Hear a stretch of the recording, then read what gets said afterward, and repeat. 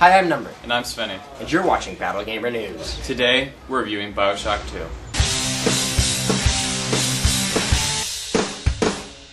Bioshock 2 is a tremendous game with everything you need in a good FPS, as well as some of the best story and atmosphere in gaming. Bioshock 2 was made from a different developer from the first game, but despite a slower start, I really liked it. Of course, this being the sequel, the initial wonder of going into Rapture for the first time is gone, but there's still a lot more to see. This time around, you're playing as an early version of a Big Daddy, who's been in a coma for 10 years. So when you come back, you begin to search for your lost daughter Eleanor, and the setting is some years after the first game, so the setting and viewpoint are totally different.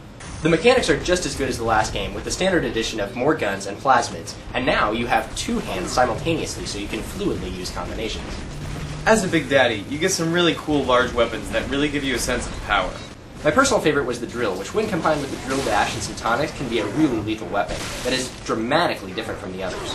The story's a little slow compared to the epic introduction of Bioshock 1, but it really takes off, and the ending is pretty fantastic. There are a ton of audio logs returning, and there are several sub-stories to follow that are definitely worth the extra exploring time to find them. The graphics still look nice, but I didn't notice any major improvements over the first game. That's not an issue, considering how good they were in Bioshock 1.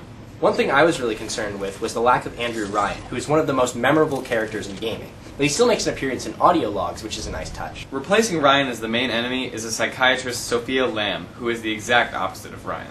In contrast to Ryan's rugged objectivism and venture capitalism, Lamb supports a sort of religious collectivism.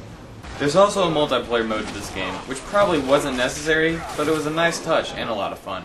I'm not a fan of most multiplayer games, which is why it's surprising that I found myself enjoying the multiplayer portion of this game. The plasmids really make the game different from most online FPSs, and leveling up means you get new plasmids and weapons, which is a good incentive to keep playing. None of the game modes are very original, but it's fun for a while and there's some really interesting combinations you can use. Overall, Bioshock 2 is a great sequel to the original, with improved gameplay and a great story to boot. We give Bioshock 2 a great 9.5 out of 10.